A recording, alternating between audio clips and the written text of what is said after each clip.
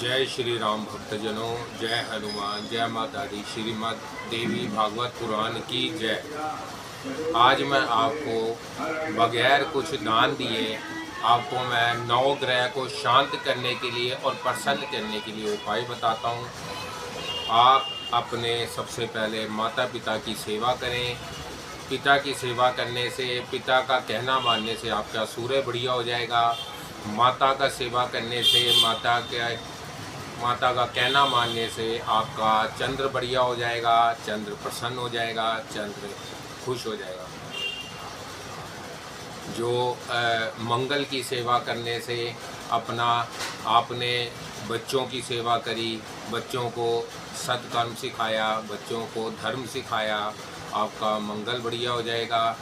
आप बुध जो है आपका मासी, चाची, ताई, मामी, ये सब है, इनकी आप सेवा करने से, इनका कहना मानने से आपका बुध बढ़िया हो जाएगा।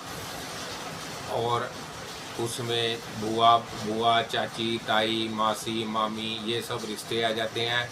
आपका बुध बहुत बढ़िया हो जाएगा। बहनें, लड़की, आपका बृहस्पति, आप अपना गुरु का कहना मानना चालू कर दें। अगर किसी ने गुरु नहीं बनाया है तो वो आप जिसको इष्ट को मानते हो, जिस देवी देवताओं को मानते हो, आप उन्हें गुरु बना सकते हो। जो भोले शंकर को मानता है वो भोले शंकर को गुरु बनाए, जो हनुमान जी को, जो कृष्ण को, जो श्री राम को, जो माता को, जो और कई देवी देवताओं को आप उन्हें गुरु बनाओ। और उनका जो आचरण है वो आप उस आचरण पे, उस तथ्य पे आप चलना शुरू कर दो। आप गुरु का कहना मानोगे, आपका बृहस्पति बढ़िया हो जाएगा। आदमी है तो स्त्री का कहना माने, स्त्री है तो आदमी का कहना माने। और लड़कियों की सेवा करें, जिससे आपका शुक्र बढ़िया हो जाएगा। अगर आप गरीबों को, अंधे, लूले, लंगड़े, बहरे, काने और गरीबों को, आप अपनी लेबर को, आप उनको दान दक्षिणा दे, आप उनकी सेवा करें, आपके शनि बढ़िया हो जाएंगे। और राहु केतु, आप अपने रिश्तेदार, पड़ोसी, मित्रों को आप उनकी सेवा करें, आप उनके दुख दूर करें, आपके राहु केतु बढ़िया हो जाएंगे। इससे आपके 9 ग्रह प्रसन्न हो जाएंगे। आप अपने परिवार, आप अपने रिश्तेदार, आप अपने आस पड़ोस, आप अपने भाई बंधुओं और जानने वालों की आप उन्हें, उनकी सेवा करें, उनकी मदद करें। आपके 9 ग्रह सुखी और शांत हो जाएंगे और प्रसन्न हो जाएंगे। आप पे कोई भी विपदा आ रही हो, आप पे कोई भी संकट आ रहा हो, ग्रह भला सब कट जाएंगे। जय श्री राम आज का उपाय है। अब आगे चलते हैं श्री माँ भगवती देवी की ओर। देवी की महिमा का वर्णन तथा श्री कृष्ण अवतार के कथा प्रसंग में वासुदेव जी की बुद्धिमता से देवकी की कंस की तलवार से रक्षा, देवकी के बालक का कंस के द्वारा मारा जाना। व्यास जी कहते हैं, जन्मेजय पृथ्वी के भार मुक्त होने की कथा तथा कुरुक्षेत्र एवं प्रभात क्षेत्र में योग माया द्वारा सेना के संहार का प्रसंग भी बताता हूँ, सुनो। अमित तेजस्वी भगवान विष्णु यदुकुल में प्रकट हुए थे। इसमें 2 कारण है, मुनिवर भृगु का शाप एवं योग माया की प्रबल इच्छा। मेरी समझ से तो योग माया की इच्छा ही प्रधान है। पृथ्वी का भार दूर करना तो निमित्त मात्र था। योग माया का विधान मानकर भगवान विष्णु धरातल पर प्रकट हुए थे। राजन, मेपन और मेरापन बंधन में डालने वाली सुदृढ़ रस्सियां हैं। इनसे ना बंध कर मुक्तिकामी और भुक्तिकामी दोनों ही प्रकार के योगी उन कल्याण स्वरूपणी भगवती जगदम्बा की उपासना करते हैं, जिनकी किंचित मात्र भक्ति प्राप्त हो जाने पर भी प्राणी मुक्त हो सकता है। फिर ऐसा कौन पुरुष है जो उनकी उपासना ना करे।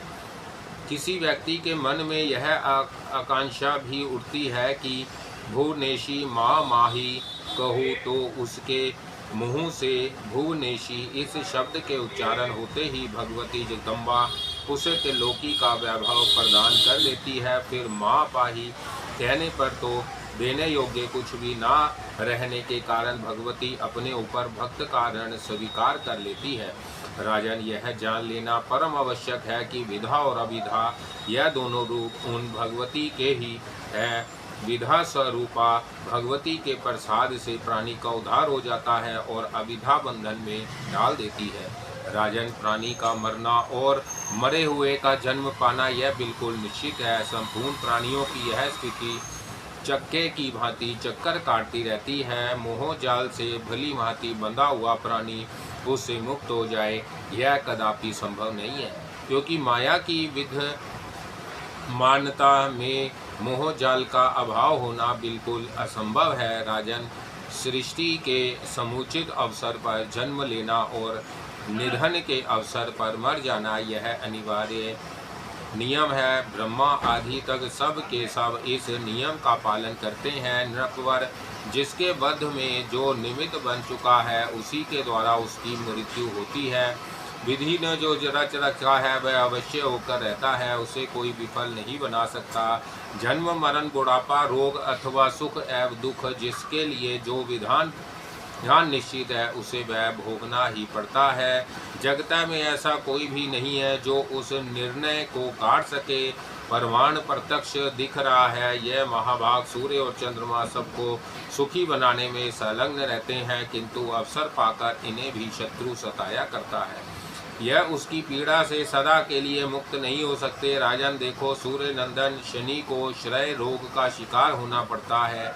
चंद्रमा कलंकी होकर समय काटते हैं। इससे सिद्ध है कि महान से महान व्यक्ति के लिए भी विधि के विधान को मिटा देना अत्यंत असंभव है। महाराज, योग माया महान बलवती है, उसके विषय में मैं कहाँ तक क्या कहूँ। जिसका नचाया हुआ यह सारा विश्व अब की चक्कर काट रहा है। भगवती की इच्छा से भगवान विष्णु के अनेक अवतार होते हैं। प्रत्येक अवतार में वह भांति भांति की लीलाएं करते हैं। भगवान श्री कृष्ण देवताओं का कार्य सिद्ध करने के लिए मनुष्य रूप धारण करके धरातल पर पधारे थे। उन्होंने जो कार्य किया है वह भी तुम से संक्षेप में कहूँगा। प्राचीन समय की बात है, यमुना के मनोहार तट पर मधुवन नाम का एक वन था। वहाँ लवणासुर नाम से विख्यात एक प्रतापी दानव रहता था। उसके पिता का नाम मधु था। वन के प्रभाव से लवणासुर के अभिमान की सीमा नहीं थी। उस दुष्ट से दी जातीय मात्र कष्ट पा रहे थे। महाभाग लक्ष्मण के छोटे भाई शत्रुघ्न ने उस महाभिमानी दैत्य को संग्राम में मार डाला और वही मथुरा नाम की एक अत्यंत रमणीय नगरी बसा दी। मेधावी शत्रुघ्न के दो कुमार थे जिनकी आंखें कमल के समान थी। उन्होंने उन दोनों पुत्रों को मथुरा के राज्य का व्यवस्थापक बना दिया। आयु समाप्त होने पर वह स्वयं स्वर्ग सिधार गए। समयानुसार सूर्यवंशी राजाओं की सत्ता मिट गई। तब यादव उस मुक्तिदायिनी मथुरा के शासक हुए। राजन, यह सब बातें आज से बहुत पूर्व की है। ययाति के एक वंशज का नाम सूरसेन था। महाराज, वह मथुरा के राजा हुए थे और वहाँ की सारी संपत्ति भोगने का सुअवसर उन्हें प्राप्त था। उनके शापानुसार कश्यप जी उन्हीं के वंशज दूसरे शत्रुसेन के पुत्र बनकर उस पावनपुरी में पधारे। वासुदेव के नाम से उनकी प्रसिद्धि हुई। पिता का स्वर्गवास हो जाने पर वासुदेव जी वैश्यावृत्ति से जीवन व्यतीत करने लगे। उन्हीं के घर भगवान विष्णु का पधारना हुआ था। उस समय वहाँ के राजा उग्रसेन थे। उनके पुत्रों में जो सबसे बड़ा था उसकी कंस नाम से ख्याति थी। वरुण ने अदिति को भी शाप दे दिया था, अतः वह भी कश्यप जी की अनुगामिनी बनकर जगत में पधारी। उन्होंने देवक को पिता बनने का सुअवसर प्रदान किया था। वह देवकी नाम से प्रसिद्ध हुई। महात्मा देवक ने अपनी पुत्री देवकी का विवाह वासुदेव के साथ कर दिया।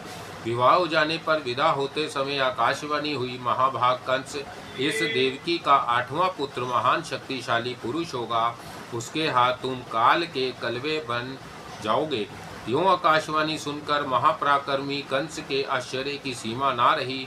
उस देववाणी को सत्य मानकर वह अत्यंत चिंतित हो उठा। कर्तव्य के विषय में विचार करने के पश्चात उसने यह निश्चय किया कि यदि मैं देवकी को अभी मार डालूं तो संभव है मृत्यु मेरे पास न आ सके। मृत्यु का भय उपस्थित करने वाले इस कठिन अवसर पर दूसरा कोई उपाय लागू नहीं हो सका, किंतु देवकी जी मेरे पिता तुल्य हैं, यह देवकी उनकी पुत्री है, अतः इस पूज्य बहन को कैसे मारूं? यह विचार उसके मन में उत्पन्न हो गया। फिर सोचा, यही मेरी साक्षात मृत्यु है। विद्वान पुरुष घृणित कर्म करके भी शरीर की रक्षा किया करते हैं, प्रायश्चित कर लेने पर पाप धुल जाता है। ज्ञानी जनों ने यह नियम बना दिया है कि नीच कर्म करके भी शरीर की रक्षा करनी चाहिए। यों विचार करने के पश्चात दुरात्मा कंस ने तुरंत तलवार उठा ली और बहिन देवकी के केश पकड़ लिए। उसने मयान से तलवार निकालकर उसे हाथ में ले लिया और नवविवाहित देवकी को अपनी ओर खींचकर उसे मार डालना चाहा। सारी जनता इस घृणित कार्य को देख रही थी। देवकी मारी जा रही ही है, यह देखकर बड़े जोर का हाहाकार मच गया। वासुदेव जी का साथ देने वाले बहुत से वीर युद्ध करने के लिए उद्यत हो गए। उन्होंने हाथ में धनुष उठा लिया। वासुदेव जी के वह सभी सहायक बड़े अद्भुत उत्साही थे। उनकी दृष्टि में देव माता देवकी कंस की कृपा पात्र थी, अतः उन्होंने कंस से कहा, इसे छोड़ दो, छोड़ दो। कंस को लाचार होकर उसे छोड़ देना पड़ा। कंस के साथ वह महान भयंकर युद्ध करने लगे। उन सब की बुद्धि बड़ी विलक्षण थी। कंस भी साधारण व्यक्ति नहीं था। उस महान भयंकर एवं रोमांचकारी युद्ध के आरंभ हो जाने पर यदुकुल के जो प्रसिद्ध वृद्ध पुरुष थे, उन्होंने कंस को युद्ध करने से रोकने की बहुत चेष्टा की और कहा, वीर तुम में ऐसी मूर्खता कहाँ से आ गई? यह तुम्हारी आदरणीय बहन है, इसे मार देना सर्वथा अनुचित है। सो भी विवाह के इस उत्तम अवसर पर वीर स्त्री की हत्या अत्यंत दुस्सह कार्य है। इससे जगत में अपयश फैलता है और घोर पाप तो लगता ही है। केवल आकाशवाणी सुनकर बिना कुछ सोचे समझे ऐसा करना बिल्कुल अनुचित है। संभव है तुम्हारे अथवा इसके ही किसी शत्रु ने तुम लोगों की आप कीर्ति फैलाने के लिए आकाश में छिपकर ऐसी अनर्थ कर बात सुना दी हो। राजन, तुम्हारे अथवा वासुदेव के सुयश को नष्ट करने के विचार से ही किसी माया के जानकार शत्रु ने यह बात घोषित की है। अरे तुम वीर पुरुष होकर भी इस आकाशवाणी से भयभीत हो रहे हो। तुम्हारे यश को जड़ से उखाड़ फेंकने के लिए ही यह किसी शत्रु की करतूत है। जो कुछ भी हो, विवाह के इस उत्तम अवसर पर बहन को तो नहीं मारना चाहिए महाराज। जो होने वाली बात है वह तो अवश्य होकर रहेगी, उसे कौन टाल सकता है। जब इस प्रकार वृद्ध यादवों के समझाने पर भी कंस उस पाप कर्म से विरत नहीं हुआ, तब नीति के पूर्ण जानकर वासुदेव जी भी चुप नहीं रह सके। उन्होंने उस दुष्ट से कहा, कंस, इस अवसर पर मैं तुमसे सच्ची बात कह रहा हूँ। सत्य पर ही तीनों लोग टिके हुए हैं। देखो, देवकी के बच्चे उत्पन्न होते ही मैं उन सब को लाकर तुम्हें सौंप दूंगा। राजन, यदि जन्म होते ही बच्चा आपको ना ला दूं तो उस पाप के परिणाम स्वरूप मेरे पूर्वज भयंकर कुंभीपाक नरक में गिर जाए। वासुदेव जी के इस अंतिम निर्णय को सुनकर नागरिक गण तुरंत कंस के प्रति बोल उठे, बहुत ठीक है, बहुत ठीक। फिर कहा, वासुदेव जी बड़े महात्मा पुरुष हैं, ये कभी झूठ नहीं बोलते। महाभाग, तुम देवकी का जोड़ा छोड़ दो। ऐसा करने से तुम्हें स्त्री हत्या का पाप भी नहीं लगेगा। व्यास जी कहते हैं, वृद्ध यादव बड़े धर्मज्ञ पुरुष थे। उनके उपयुक्त ढंग से समझाने पर कंस ने क्रोध त्याग दिया। उस समय वासुदेव जी के सत्य वचन पर उसे पर्याप्त विश्वास हो गया था। फिर उच्च स्वर से दुंदुभियां बज उठी। उस सभा मंडप में जितने लोग थे सभी जय जयकार करने लगे। इस प्रकार यशस्वी वासुदेव जी कंस को प्रसन्न करके उससे देवकी को छुड़ाकर उस नवोड़ के साथ अपने इष्ट मित्रों सहित निर्भीकता पूर्वक शीघ्र घर चले गए।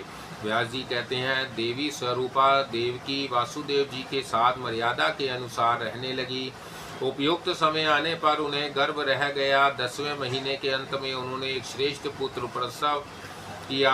उस बालक के सभी अंग बड़े ही सुडौल थे। पुत्र के पैदा होते ही प्रसिद्ध सत्यवादी महाभाग वासुदेव जी ने भाभी को प्रधान मानकर देव माता देवकी से कहा, वामोरु, मैं पुत्र समर्पण की प्रतिज्ञा कर चुका हूँ, यह बात तुमसे छिपी नहीं है। माँ भागे, उस समय की कठिन परिस्थिति में प्रतिज्ञा करके ही मैंने तुम्हें बचाया था।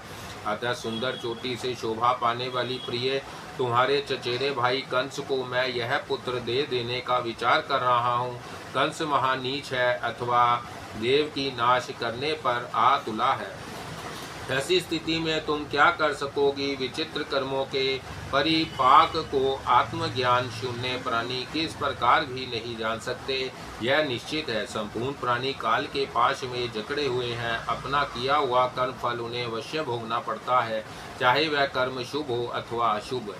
जीव के प्रारंभ की रचना ब्रह्मा के द्वारा हुई है, वह भली भांति सोच समझकर ही सब कराते हैं। देवकी ने कहा, स्वामीन, पूर्व जन्म के पापों का परिमार्जन करने के लिए प्रायश्चित किया जा सकता है। महात्मा पुरुष ने धर्म शास्त्रों में इसका स्पष्ट उल्लेख किया है। अतः आनंद, आप ही बताइए कि प्रायश्चित करने पर मनुष्य पापों से छूट सकता है या नहीं? यदि नहीं, तब तो धर्मशास्त्र के प्रणेता यज्ञवल्क्य आदि मुनियों के वचनों का कोई मूल्य ही नहीं रह जाता। यही नहीं, किंतु देव के अमित मान लेने पर तो आयुर्वेद, मंत्रवाद तथा अनेक प्रकार के उद्यम सभी व्यर्थ हो जाते हैं। फिर तो जितने अपक्त वक्ता है सभी प्रमाण शून्य हो जाते हैं। उद्यम करने पर सफलता प्राप्त हो जाती है, इस विषय में प्रत्यक्ष प्रमाण मिल रहा है। अतः इस अवसर पर सोच समझकर कोई ऐसा उपाय करना चाहिए जिसके परिणाम स्वरूप मेरे इस दया पात्र बच्चे की प्राण रक्षा हो जाए। वासुदेव जी बोले, महाभागे, मैं तुमसे यह सच्ची बात बता रहा हूँ, सुने। उद्यम अवश्य करना चाहिए, परंतु फल देने देव की कृपा पर निर्भर है। इस जगत में जितने प्राणी हैं उनका 3 प्रकार के कर्मों से संबंध है। प्राचीन रहस्य के वेता विधान वेदों और शास्त्रों में इस विषय का प्रतिपादन करते हैं। सुमध्य में उन 3 प्रकार के कर्मों के नाम है संचित, प्रारब्ध और वर्तमान। व मोरु, जितने प्राणी हैं उनके जन्म लेने से शुभाशुभ कर्म ही बीज है। अनेक जन्मों के उपार्जित कर्म समय पाकर फल देने के लिए सामने उपस्थित हो जाते हैं। प्राणी पूर्व शरीर का परित्याग करके कर्मानुसार स्वर्ग अथवा नरक भोगने में परतंत्र रहता है। उसे दिव्य देह की प्राप्ति हो अथवा यातना देह की, इसमें उसका अपना कर्म ही कारण है। स्वर्ग अथवा नरक में जाकर जीव विविध भोग भोगने में प्रवृत्त हो जाता है। भोग समाप्त होते ही उत्पन्न होने का समय सामने आ जाने के कारण उसे जन्म लेना पड़ता है। स्थूल देह के साथ संयोग होने पर उसकी जीव संज्ञा हो जाती है। उसी संचित कर्मों से उसका संबंध हो जाता है। अतः शुभ एवं अशुभ सभी कर्मफल इस शरीर से भोगने ही पड़ते हैं। सुलोचने, प्राणी के लिए प्रारब्ध कर्मों का भोग अनिवार्य है। प्रिय, प्रायश्चित के द्वारा वर्तमान कर्म नष्ट हो सकते हैं। यदि यथार्थ रूप से प्रायश्चित किया जाए तो संचित कर्मों का नाश भी यथाशीघ्र हो सकता है, किंतु प्रारब्ध कर्मों का नाश तो भोग पर ही निर्भर है। अतः सब प्रकार से विचार करने पर यही निष्कर्ष निकलता है कि तुम्हारा यह बालक कंस को सौंप ही दिया जाए। यों करने पर मेरी बात भी मिथ्या नहीं होगी। झूठी बात जगत में निंदा कराने वाली होने से सर्वथा निषिद्ध है। इस अनित्य संसार में केवल धर्म ही सार है। प्रिय, जिसके मुख से सत्यवाणी नहीं निकलती उसका जीवन धारणा करना ही निष्फल समझा जाता है। जिस असत्य के प्रभाव से लोक में मानव की मान्यता घट जाती है उसे परलोक में सुखदायी कैसे माना जाए। अतः सुभ्रू, तुम पुत्र को दे दो ताकि मैं इसे कंस को सौंप आऊं। देवी, सत्य की रक्षा करने से भविष्य में कल्याण निश्चित है। प्रिय, सुख अथवा दुख किसी भी परिस्थिति में पुरुष को उत्तम कार्य ही करना चाहिए। सत्य पालन से मेरा अवश्य कल्याण होगा। व्यास जी कहते हैं, इस प्रकार अपने पति देव के कहने पर देवकी ने अत्यंत शोक के साथ नवजात पुत्र वासुदेव जी को दे दिया। पुत्र को देते समय मनस्विनी देवकी के सभी अंग कांप उठे। धर्मात्मा वासुदेव ने अपने उस बच्चे को ले लिया और कंस के महल की ओर चल पड़े। मार्ग में जाते समय जनता ने उनकी बड़ाई आरंभ कर दी। दर्शकों ने कहा, भाइयों, ऐसे उत्तम विचार से संपन्न वासुदेव जी को देखो। केवल सत्य वचन से बंध जाने के कारण ये इस बच्चे को मृत्यु के मुख में झोंकने के लिए लेकर जा रहे हैं। यह महान सत्यवादी है, कभी दूसरों की निंदा नहीं करते, इन्हीं का जीवन सफल है। अजी देखो, इनका यह कैसा अद्भुत कर्म है। व्यास जी कहते हैं, राजन, इस प्रकार मार्ग के लोगों के मुख से वासुदेव जी की बड़ाई के शब्द निकल रहे थे। वासुदेव जी यथावसर कंस के महल पर पहुंच गए और तुरंत के उत्पन्न हुए उस बच्चे को कंस के सामने उपस्थित कर दिया। वह बालक मानव नहीं बल्कि कोई देवता था। उस समय महात्मा वासुदेव जी के इस धैर्य को देखकर कंस के मन में भी अत्यंत आश्चर्य हो गया। उसने बच्चे को ले लिया और हंसते हुए यह वचन कहा, शूरसेन कुमार वासुदेव, तुम धन्य हो, तुमने मुझे पुत्र दे दिया। इससे तुम्हारी साधुता मैं जान गया। यह बालक मेरा काल नहीं है। आकाशवाणी ने 8वें पुत्र से मेरी मृत्यु बतलाई है। इस बालक को मारना मेरा अभिष्ट नहीं है, तथा यह कुमार तुम्हारे घर जाए। महामते, तुम्हें चाहिए कि 8वां पुत्र मुझे अवश्य दे दो। यूँ कहकर दुराचारी कंस ने उस बालक को वासुदेव जी के हाथ से में सौंप दिया और कहा, यह बालक सकुशल घर लौट जाए। तदंतर वासुदेव जी प्रसन्नतापूर्वक उस बच्चे को लेकर अपने घर की ओर चल दिए। कंस ने निश्चित होकर मंत्रियों से कहा, निष्प्रयोजन इस बालक को क्यों मारा जाए। देवकी का 8वां पुत्र मेरा काल होगा। यह बात आकाशवाणी से व्यक्त हुई है, अतः इस पहले बच्चे को मारकर मैं क्यों पाप का बोझ सिर पर लादूं। उस समय जितने विचार कुशल श्रेष्ठ मंत्री बैठे थे, उन सब के मुख से हाँ महाराज, बहुत ठीक है, यह शब्द निकल पड़े। फिर कंस ने सबको जाने की अनुमति दे दी और सभी अपने घर चले गए। सबके चले जाने पर मुनिवर नारद जी वहां पधारे। उनके आते ही कंस ने अपने आसन से उठकर उनका स्वागत किया तथा पाद और अर्ध आदि की समुचित व्यवस्था की।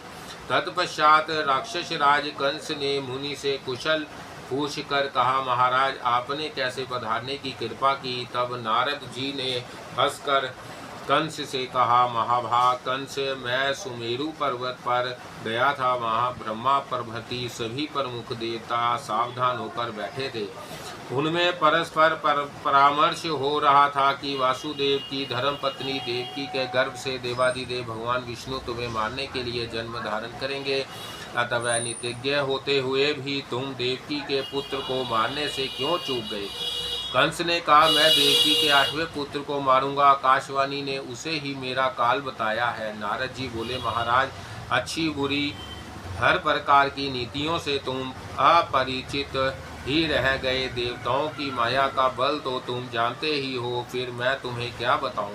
अपने कल्याण की इच्छा रखने वाले शूरवीर पुरुष को चाहिए कि एक छोटे से शत्रु की भी उपेक्षा ना करे। यदि जोड़ा जाए तो वह सभी बच्चे 8वें कहे जा सकते हैं। यह सब जानते हुए भी तुमने मूर्खतावश इस शत्रु को छोड़ दिया है। इस प्रकार कहकर श्रीमान नारद जी तुरंत वहां से चल पड़े। उनके चले जाने पर उस प्रचंड मूर्ख कंस ने बालक को मरवा लिया और उसे पत्थर पर पटक पर स्वयं सुख का अनुभव करने लगा।